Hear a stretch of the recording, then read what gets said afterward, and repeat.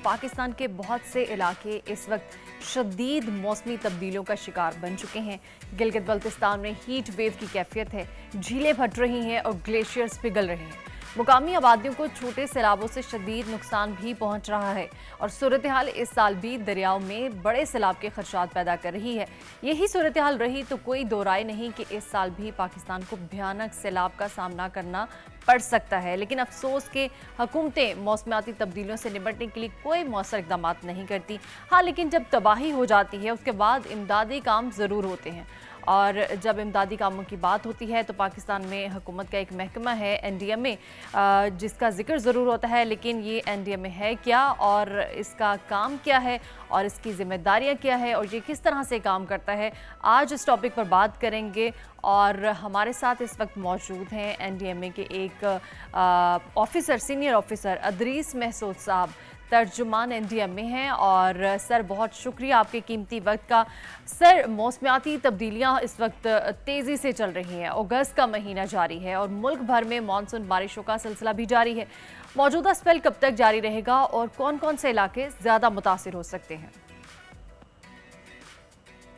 जी, इस वक्त जो सबसे ज़्यादा मुतासर होने वाले इलाके हैं वो नॉर्थ ईस्ट पंजाब का है। जो स्पेल है, इस वक्त का जो स्पेल है ये जारी है। तकरीबन ये एक हफ्ता और रहेगा, 15 अगस्त, मिड अगस्त तक होगा और ये ज़्यादा इफेक्ट कर रहा है नॉर्थ ईस्ट पंजाब, जिसमें सियालकोट, नारोवाल और ये वाले इलाके। इसकी वजह से इंडियन साइड पे भी है, इसकी वजह से रावी और चनाब में तो फ्लडिंग की सिचुएशन हो सकती है, लेकिन कोई बहुत ज़्यादा इंटेंस हम नहीं एक्सपेक्ट कर रहे। इसके अलावा जो हिल टॉरेंट्स हैं पंजाब और बलूचिस्तान के साउथ पंजाब प्राइमरीली, वहाँ पे ज़्यादा मुतासर हो रहा है। अच्छा, ये वाला स्पेल मिड अगस्त तक होगा, इसके बाद थोड़ा सा नॉर्मल रहेगा और एंड अगस्त में हम फिर एक्सपेक्ट कर रहे हैं कि एक स्पेल होगा जिसमें जो हमारे सदरन बलूचिस्तान और सिंध के एरियाज हैं वो इम्पैक्ट हो सकते हैं। अच्छा, और इस सिलसिले में हम ऑलरेडी 19 से ज़ायद एडवाइजरीज अब तक इशू कर चुके हैं और हम गाहे बगाहे जैसी हमें हर रेगुलर बेसिस पे हम ये एडवाइजरीज मुताल्लिका सूबों को और उनके तवस्सुत से ज़िले इंतज़ामिया। अच्छा सर, अगर KPK की बात करें तो मौसमियाती तब्दीलियों के बायस ग्लेशियर जो पिघलने से सैलाबी सूरत हाल का सामना है। आप खुद डिजास्टर मैनेजमेंट के मेंबर हैं, तो पाकिस्तान में जो अर्बन फ्लडिंग से निपटने के लिए चैलेंजेस क्या हैं? हम जैसे आपको मालूम है, ये खैबर पख्तूनख्वा का सिर्फ इलाका नहीं है, गिलगित बल्तिस्तान का भी है, जहाँ पे हमारे ग्लेशियर्स हैं और वहाँ पे ग्लेशियर लेक्स डेवलप होती हैं, जो कि एक फिनोमेना है। और हमारे यहाँ बहुत ज़्यादा हज़ारों की तादाद में ये ग्लेशियर लेक्स हैं। हम इस वक्त जो एक्टिव ग्लेशियर लेक्स हैं वो तकरीबन 10 हैं, जिनको हम मॉनिटर कर रहे होते हैं रेगुलरली, और उनकी वजह से वो कभी कभी उनके फटने का खदशा होता है, जिसकी वजह से नुकसानात हो सकते हैं। इससे ये ग्लेशियर जो मेल्ट है उससे हमारे रिवर्स में भी ज़्यादा बहाव का सामना करना पड़ता है। और जो अर्बन फ्लडिंग है वो प्राइमरीली ज़्यादातर रेन इंड्यूस्ड होती है, जो बहुत ज़्यादा जहाँ पे बारिशें हो जाती हैं और बहुत ज़्यादा और ज़रा बड़े शहरी इलाके होते हैं, जिस तरह लाहौर है, कराची है, पेशावर है, रावलपिंडी है, इस तरह के इलाकों में। और इनमें हमें जो चैलेंजेस का सामना है वो एक्चुअली हमारा जो इंफ्रास्ट्रक्चर है वो रिजिलियंट होना बहुत ज़रूरी है। हमारा जो अर्बन इंफ्रास्ट्रक्चर है, अर्बन प्लानिंग है, उसको बहुत ज़्यादा रिस्क सेंसिटिव होने की ज़रूरत है।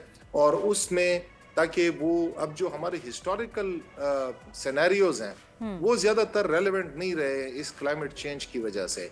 हमें किसी भी टाइम किसी भी तरह का सरप्राइज मिलने का खदशा होता है। और जो हमारी अर्बन प्लानिंग है, हमारी कोशिश ये है कि स्ट्रक्चर, अर्बन प्लानिंग, गलियाँ, रोड्स, जो वाटरवेज हैं और जो सीवरेज का सिस्टम है। और अच्छा सर, बलूचिस्तान की बात करें तो बारिशों के बाद जो नदी नालों में तुग़यानी के वाक़यात भी सामने आते हैं और लोगों का बड़ा नुकसान भी होता है। NDMA की जानिब से अर्बन फ्लडिंग को कम करने के लिए या फिर उसकी तैयारियों के हवाले से क्या इकदाम उठाए जा चुके हैं या उठाए जाते हैं? अच्छा जी, एक चीज़ मैं आपके तवस्सुत से क्लैरिफाई कर लूँ। इस बात की बहुत सख्त ज़रूरत है कि हम हम अवाम को और सबको इस बात का उनको ये मालूम हो कि नेशनल डिजास्टर मैनेजमेंट सिस्टम हमारे जो आईनी स्ट्रक्चर है उसके मुताबिक है। हमारी जो डिजास्टर मैनेजमेंट है उसमें प्राइमरीली रिस्पॉन्सिबिलिटी होती है डिस्ट्रिक्ट और प्रोविंशियल लेवल की।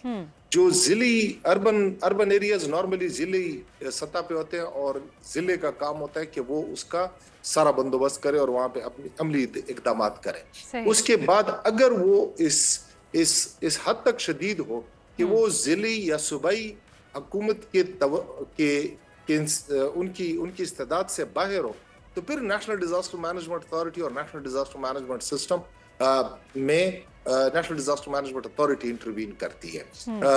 जो बड़े हादसात होते हैं या बड़े आफात होते हैं उनको मैनेज करना फिर नेशनल डिजास्टर मैनेजमेंट अथॉरिटी उसमें आती है, लेकिन उससे पहले हम उनको प्रिपेयर्डनेस में मदद करते हैं, मॉक एक्सरसाइजेज में मदद करते हैं, अर्ली वार्निंग सिस्टम्स में उनको मदद करते हैं, उनको हम वार्निंग्स देते हैं, उनको एंटिसिपेटरी एक्शंस पे हम एडवाइस करते हैं, जो पेशगी इकदाम हैं कि उनको क्या क्या करने की जरूरत है। और ये एक मुसलसल हमने एक जो हमारे पाकिस्तान में जितने भी डिजास्टर्स हैं उनके लिए एक कैलेंडर बनाया हुआ है, जिसके तहत हमें जो हमें मालूम है कि किस इलाके में किस मौसम में किस महीने में कौन कौन से आफात का सामना हो सकता है, और उसके लिए हम फिर पेशगी तैयारी करते हैं। वो नेशनल लेवल पे हम सूबों के साथ और सूबों के तवसत से जिलों के साथ हम ये तैयारी की प्रिपेयर्डनेस का पूरा एक्सरसाइज होता है, कॉन्टिजेंसी प्लानिंग होती है, उसके बेसिस पे हम अर्ली वार्निंग्स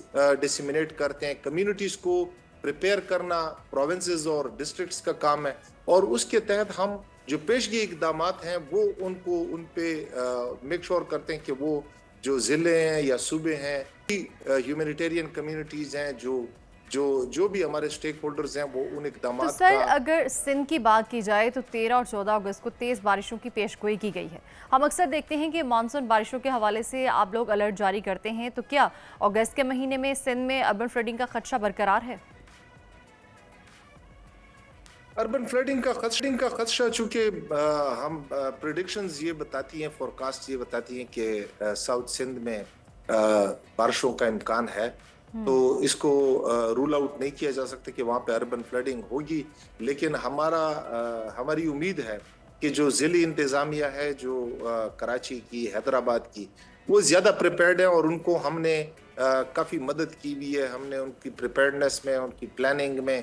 और आपको मालूम होगा कि federal government national disaster management authority ने कराची में स्पेसिफिकली, हालांकि ये हमारा उतना काम नहीं बनता, लेकिन हमने कराची में 3 बड़े नालों को रिवैम्प किया, जिसमें गुजर नाला है, महमूदाबाद है और औरंगी है।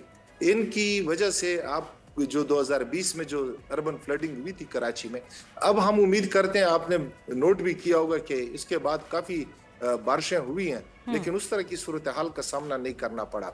इसके अलावा कराची में तकरीबन 48 नाले हैं, जिसपे म्यूनिसिपल कॉरपोरेशन ने वहां पे जो कराची की है, उन्होंने काफी अच्छे इकदाम लिए हैं। और जिस तरह मैंने पहले आपको अर्ज किया कि मानसून से पहले हम इन जिली हुकूमतों के साथ, सूबाई हुकूमतों के तवसत से और बाकी जो नेशनल इदारे हैं उनके तवसत से हम उनको पहले से अलर्ट करते हैं। और ये एक कंप्रिहेंसिव एक्सरसाइज होती है, जिससे वो अपने स्टॉर्म वाटर ड्रेन्स, नालों की सफाई, बल सफाई, सारे काम होते हैं। और वो जो उनकी रेस्क्यू सर्विसेज हैं, जो उनकी बाकी सर्विसेज हैं, उनकी मॉक एक्सरसाइजेज और ड्रिल्स होती हैं गायब।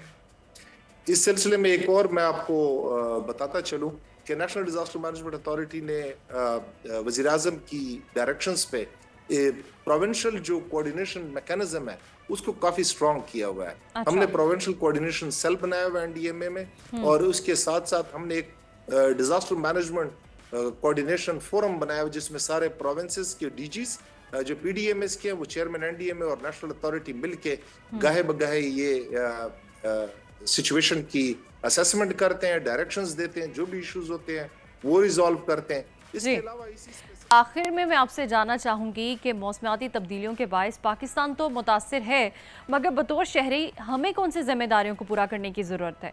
क्योंकि मुस्तकबिल में तो मज़ीद मौसम की सख्तियाँ आने वाली हैं, तो हमें कौन कौन से इक़दाम उठाने चाहिए या क्या क्या एहतियाती तदाबीर इख्तियार करनी चाहिए? जी, आपने बड़ा बड़ा बड़ा बड़ा अच्छा सवाल किया।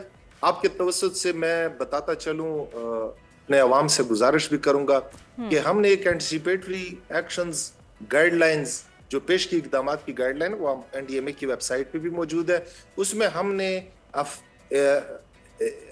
अफराद की, खानदानों की और कम्युनिटीज की, गवर्नमेंट डिपार्टमेंट्स की, रेस्क्यू सर्विसेज की, सबकी जिम्मेदारियां हमने मेंशन की हुई है। हम रिक्वेस्ट करेंगे कि लोग उसको पढ़ें और जो इनफरादी इकदामात हैं उनसे वो मुस्तफीद हों।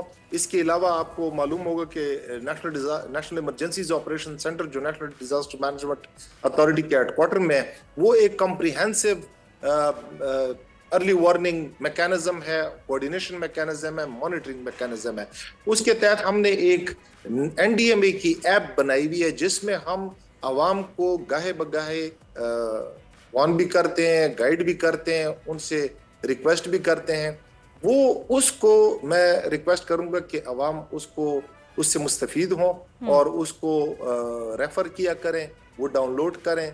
वो एंड्रॉयड और iOS दोनों सिस्टम्स पे मौजूद है।